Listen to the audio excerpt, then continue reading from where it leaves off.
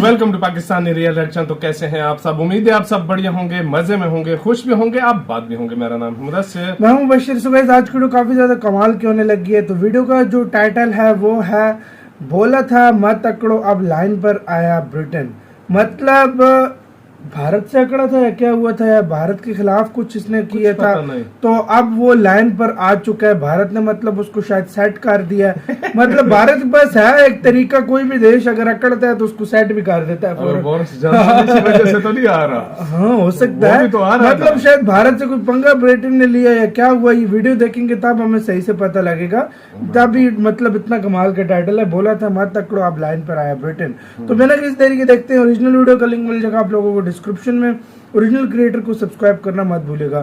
तो जल्दी से देखते हैं, काउंटडाउन करते हैं स्टार्ट। दोस्तों, जब से रूस और यूक्रेन के बीच युद्ध शुरू हुआ है तब से दुनिया के तमाम देशों का भारत के साथ बातचीत का सिलसिला बढ़ता जा रहा है। भारत लगातार अंतर्राष्ट्रीय राजनीति का केंद्र बिंदु बनता जा रहा है। कई देश भारत का दौरा कर रहे हैं तो कई जो भारत नहीं आ पा रहे वो भारत के प्रधानमंत्री नरेंद्र मोदी जी के साथ वर्चुअल बैठकें कर रहे हैं। अभी हाल ही में अमेरिका के राष्ट्रपति जो बाइडेन और भारत के प्रधानमंत्री मोदी की भी वर्चुअल बैठक हो चुकी है। उधर दूसरी ओर अभी हाल ही में जापान के प्रधानमंत्री भारत के दौरे से वापस लौटे हैं। तो अब ब्रिटेन के प्रधानमंत्री बोरिस जॉनसन के आने की खबर आ गई है। 21 अप्रैल को बोरिस जॉनसन भारत पहुंचेंगे, लेकिन उससे पहले ही इन्वेस्टमेंट की खबर सामने आ गई है। ये इन्वेस्टमेंट एक ऐसे क्षेत्र में होने वाला है जिस पर अगर भारत सफल रहता है तो पेट्रोल और डीजल का तो पूरा इतिहास ही बदल सकता है। दरअसल आपको बता दें, ब्रिटेन की company Athena groups Madhya Pradesh में लगभग 50,000 करोड़ रुपए का निवेश करने की घोषणा करने वाली है। ब्रिटेन के इस निवेश से भारत के अंदर ही ब्रिटेन की मदद से एक बड़े एथेनॉल प्रोड्यूस करने वाले संयंत्र की स्थापना की जाएगी। इसका सीधा फायदा मध्य प्रदेश के किसानों को भी मिलेगा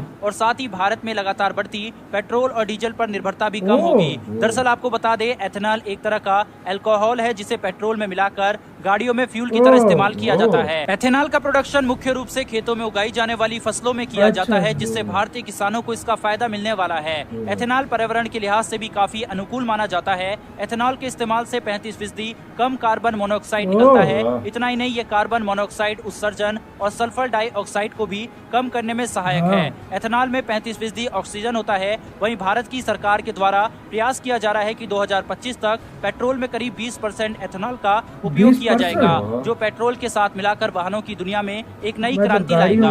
वहीं पर अभी फिलहाल वर्तमान में फ्यूल कंपनियां पेट्रोल में 5 से 10% तक एथेनॉल मिला रही हैं। सरकार 2022 के अंत तक सभी आने वाली कार में 10% एथेनॉल मिले फ्यूल और 2025 तक 20% का लक्ष्य रखा हुआ है। इसी क्षेत्र में ब्रिटेन 50,000 करोड़ रुपए का इन्वेस्टमेंट कर रहा है। ये वही ब्रिटेन है जो भारत को रूस से व्यापार न करने की हिदायत दे रहा था। वहीं पर भारत के रुख को डिसअपॉइंटेड करने वाला बताया था। वहीं पर दूसरी ओर भारत के हिंदुस्तान एरोनॉटिकल लिमिटेड और डीआरडीओ को फाइटर जेट बनाने की महारत हासिल हो चुकी है, लेकिन अभी फिलहाल फाइटर जेट में उपयोग किए जाने वाले इंजनों में भारत दूसरे देशों पर निर्भर है।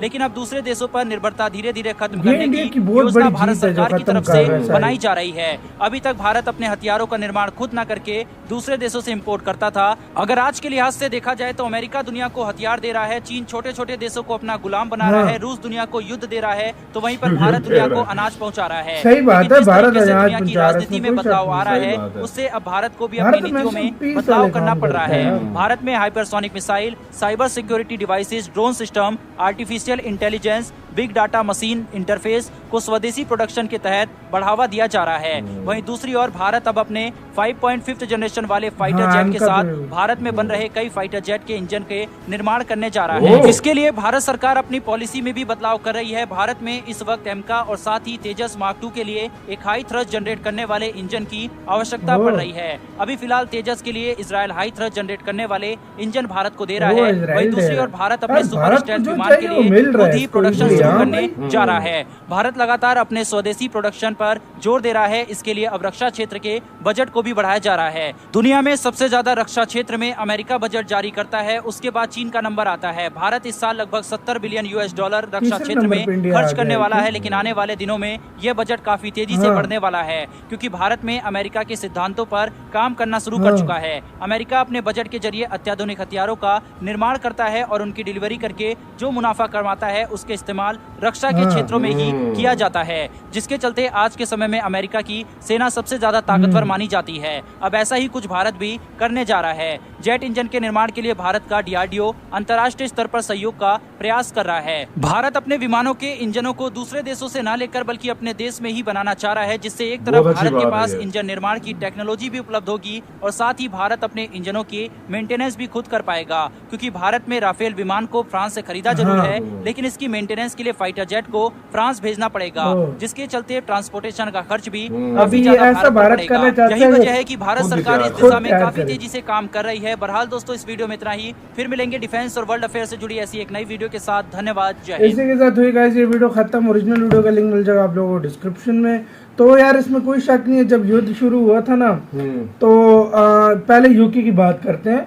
या यूके मतलब भाई पहले हमने वीडियो भी बनाई थी। यूके ने कुछ गलत बातें की थी कि इंडिया गलत कर रहा है, उसका साथ दे रहा है।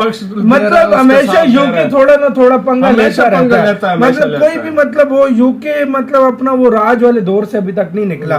तो मतलब क्या हुआ, मतलब अब वही मतलब भारत से पंगा लिया तो अभी वो खुद उसको ठीक करने इन्वेस्टमेंट कर रहा है। उसके आने से बोरिस जॉनसन के आने से पहले ही उन्होंने मतलब कहा है कि हम इस चीज पे इन्वेस्टमेंट करेंगे और वो भी पेट्रोल में शामिल करेंगे। पेट्रोल में एथेनॉल कौन सी है वो भाई मतलब पेट्रोल में शामिल करो तो उससे मतलब खपत शायद वो पेट्रोल की कम हो जाती है। और इंडिया में ही उसका वो इंडिया में और तकरीबन $50,000 भाई तकरीबन 7.575 का है ना यार। सच बात बताओ, $1 बिलियन मतलब ये 5 अरब डॉलर 5-6 बिलियन डॉलर के करीब बनता है रफली। मतलब इस तरह हिसाब लगा रहे हैं तो काफी सारी इन्वेस्टमेंट है देखा जाए। हाँ तकरीबन 6 बिलियन डॉलर का बनता है और बहुत बड़ी यार इन्वेस्टमेंट है। और सारा एथेनॉल अब इधर बनेगा और भारत का टारगेट है 2025 तक एथेनॉल से 20% काम हो जाए। तो यार इससे मतलब वो पोल्यूशन भी कम फैलता है और सस्ता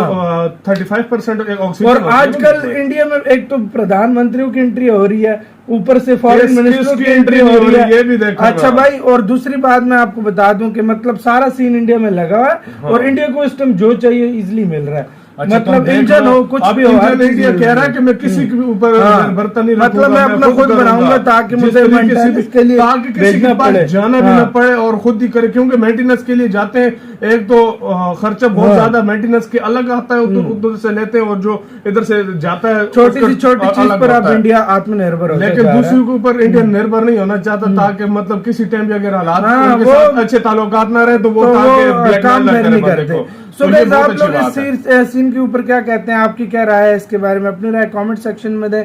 इधर वीडियो खत्म करते हैं। अपना बहुत ज्यादा ख्याल रखते हैं।